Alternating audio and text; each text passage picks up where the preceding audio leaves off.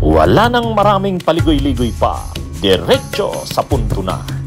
Maiksi lang ang komentaryo, pero diretso sa punto. Maraming kuro-kuro, may tiwali, may totoo. Dito, sa Puntong Diretso tayo. Punto Diretso. Nagsisimula na rin, parang medyo lumalakas ang protesta ng mamamayan. Ha? Anong observation mo? Tama. Meron ng mga grupo, mga 3 yatang grupo, ilang araw na, nag-rally dun sa bahay at opisina ng mga diskaya. Diba?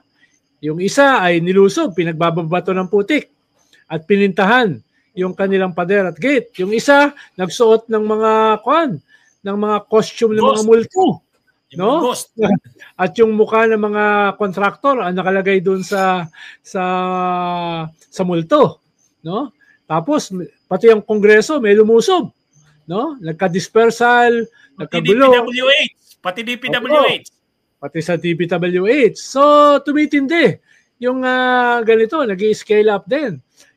Kung hindi aayusin ng mga ahensya ng gobyerno yung kanilang mga sarili, baka pumunta ito sa isang Indonesian scenario. Dahil underneath dito sa mga hearing na ito, ay galit na mga tao. No? At yung outrage na yan, kung hindi maitatayo ng mabilisan yung independent commission, kung walang makakasuhan at makukulong, yung outrage na yan ay tatama sa gobyerno.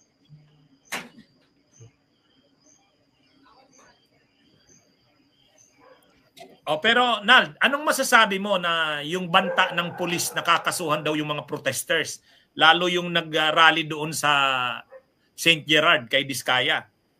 Pag ginawa nila yan dyan, they're just pouring gasoline, no, on the fire, no? Pag ginawa nila yan, no? Lalo lang nilang pasisiklabin ang galit. Parang kakasuhan mo yung mga nagpo-protesta, tapos yung mga nagnakaw ng bilyon-bilyon, walang kaso. No? Ganun lang ang sasabihin niya ng mga nagpo-protesta. At lalong magagalit ang tao. Lalong lalaki ang mga protesta. Kaya dapat magandang handling nila. No? Actually, diniscuss ko nga yan, Nald, kasi nagtuturo ako ng Constitutional Law 2 saka Constitutional Law 1. Yung Constitutional Law 2 Bill of Rights, di syempre yung freedom of expression natin saka freedom of assembly, ano? Yung mga rally na yan, freedom of expression yan eh. Ngayon, ang tanong, tama ba na kasuhan yung mga protesters, yung mga nagpo-protesta na yon, kasuhan ng PNP at pagbawalan na magsagawa ng ganung mga rallies? Ang sabi ko diyan, ang bill sa hierarchy ng mga rights, ang human rights mas mataas pa yan sa property rights. Ang ibig sabihin yan, kapag ang involved ay property, hindi masyadong istrikto ang gobyerno diyan. Kasi property naman yan, material things yan. Pero kapag ang involved ay human rights, mga freedom of expression, freedom of assembly, freedom of speech, hindi pwedeng basta yan supili ng gobyerno, isuppress ng gobyerno kung walang may matibay na basihan. At ang matibay na basihan, hindi pwedeng dangerous tendency lang, kundi clear and imminent danger. Yung sinasabi nilang violence, mayroon na bang clear and imminent danger ng violence? O baka mayroon lang dangerous tendency? Yung dangerous tendency will not be enough para supilin mo yung right ng mga tao o aristuhin mo sila. Ganyan ang mga jurisprudence pagdating sa freedom of expression, freedom of assembly. Kailangan dyan maximum tolerance. Yung sa inyo, Nald, na mga kaso, yung kay Gloria. Di ba? Yung pag-declare ni Gloria no ng national emergency. State emergency. Kayo yun. David versus Arroyo. Landmark case na dinidiscuss ko sa klase. Kinampihan kami ng Supreme Court. Oo. Kasi Supreme Court na karamihan appointed ni GMA, ni Gloria Macapagal-Arroyo, bumoto laban sa presidente na yung 3 conditions for a state of emergency ay wala. Invasion, state of lawlessness, at saka insurrection. So bakit yung hinuli? Ito si Randy David at saka si Ronald Llamas at 80 pa. No? Oo. Kayo Bakit yun yung eh. hinuli Kayo. na to? No? Kung pa lang naman yan eh. Parang kami ni Attorney Enzo rito. No? Dangerous pa lang. Oo. Hindi. Dangerous tendency is not enough. Kailangan clear and imminent danger. Oo. Kami dangerous pa lang eh. No? Pwedeng may posibilidad na magkaroon ng kaguluhan. Posibilidad will not be enough. Kailangan clear and imminent danger. Tama. Masyado namang paranoid yung mga pulis. Kahit sabihin mong, hindi, baka mangyari yung sa Indonesia. Ay dahil lang ba sa baka mangyari yung sa Indonesia, ibabawalan mo na yung mga tao, isusuppress mo na yon. At saka, sa totoo lang, hindi violent yun, Alde. Yung pagsulat ng pwedeng vandalism siya, pero vandalism is not violence. Yung sinulatan mo yung gate ng magnanakaw, ikulong si Diskaya, yun freedom of expression pa rin yun eh. Hindi pa yun pwedeng gamitin para bawalan mo na yung ganung mga protests eh. Kasi kung gusto talaga nilang maging violente, hindi nagkamatis ang itatapon, hindi putik, hindi prutas, hindi water balloon. Dapat katulad nung ginawa sa Indonesia, molotov. Yung, di ba? Sa Indonesia, Sinunog yung mga bahay, yung mga parliament. Yun yung talagang na. Pero itong sa atin, hindi naman. Masyadong yun. Sabi nga, attorney, yung 80s, sa mga demolition, kaharap namin, mga Metrocom ini, mga anti-riot. No? Siyempre, dala niyan, mga truncheon, tsaka mga tear gas, at tsaka mga baril. No? Saan sila takot? Pag nagsimula na kami mambato, hindi lang pillbox, hindi lang molotov. Pag nagsimula na kami magbato ng mga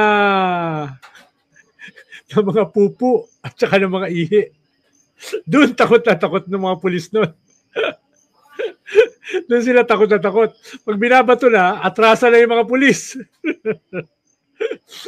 Naalala ko yun eh. Actually, Nald, nung panahon ninyo, yung kay Gloria yon, kasi ang dami ng mga ginawa si Gloria nung galit na rin ng tao. May tawag doon sa may policy si Gloria na inadapt. May term yung preemptive response ba yon? Preemptive response, yung ang concept Uunahan mo. Oo, nip in the bud. Parang nagsisimula pa lang yan, may tendency silang may tendency maging violent yung kanilang mga mass actions. Anuin mo na. Preemptive strike, yun yung concept. Sabi ng Supreme Court, hindi pwede yung preemptive strike. Kasi mas tama yung nandun sa maximum tolerance. Kasi yung preemptive strike, nagsisimula pa lang magtipon-tipon, mag-rally, sasabihin mo, posible itong posibleng maging violent ito, na natin, i-disperse na natin. Sabi ng Supreme Court doon sa inyong case na David versus Arroyo, hindi pwede. Hindi pwede. I-tolerate yung rally. Huwag mong babawalan 'yan. Kahit hindi mo pwedeng gamiting basis na may nakikita kang tendency na maging magulo ang rally. Hindi pwede yung nakikita mo lang. Hindi pwede 'yun. Kailangan clear and imminent danger. Kaya siguro hindi nag-aral ng ganyan itong mga sabagay, hindi talaga nag-aral ng ganyan ng mga pulis eh. Hindi, nung panahon nga na yon, nung hinuli kami ng mga pulis, tinanong namin yung mga pulis, on what basis are you arresting us? Hindi alam ng mga pulis dahil hindi nila alam yung state of emergency order ng presidente. Tawa ko lang tawa. So, mismo yung abogado namin ang nagbasa sa kanila nung dahilan kung bakit kami inaaresto. Dahil yung umaaresto, hindi alam. Nautusan lang daw sila. Tawa ko lang tawa nun. Kami pa nagpaliwanag doon sa arresting officer, no? Sila General Radovan, kung bakit nila kami hinuhuli. Pero nung panahon na yan, Nald, ganito na rin yung galit ng tao, no? Yung pinamunuan ninyong mga rallies nung kay Gloria, ganito na, no? Yes, kanyan February 22, 2006. Yun yung 20th anniversary ng EDSA. No? 20th anniversary. Doon pa kami hinuli. 20th anniversary ng EDSA on the same day. Oo. Saka, kung titingnan natin, mabait pa nga tayong mga Pilipino. Yung ginagawa natin na yan na rally doon sa harap nila Diskaya, saka DPWH, saka Kamara, napakaano pa niyan. Tingnan nyo yung Indonesia. Ang issue doon sa Indonesia, ano lang yun yung mga allowances. Allowances, mga perks. Yung mga lawmakers, yung mga mambabatas doon, nagbigay sila ng mga allowances sa sarili nila.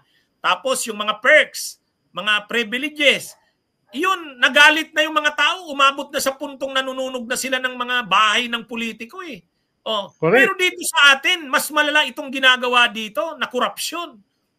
Talagang matindi. And yet, ang ano pa ng tao, napakaano pa nito, itong ginawa ng mga tao doon sa harap ng bahay ni Diskaya. Wala naman silang sinaktan. In-express lang nila yung galit nila eh. Bunyog, bunyog, halikan na kasama ka. Bunyog, kapag buklod ay may pag-asa. Luzon, Visayas, Mindanao, isa ang pananaw. Sa bagong Pilipinas ang bunyog isisigaw. Bunyog.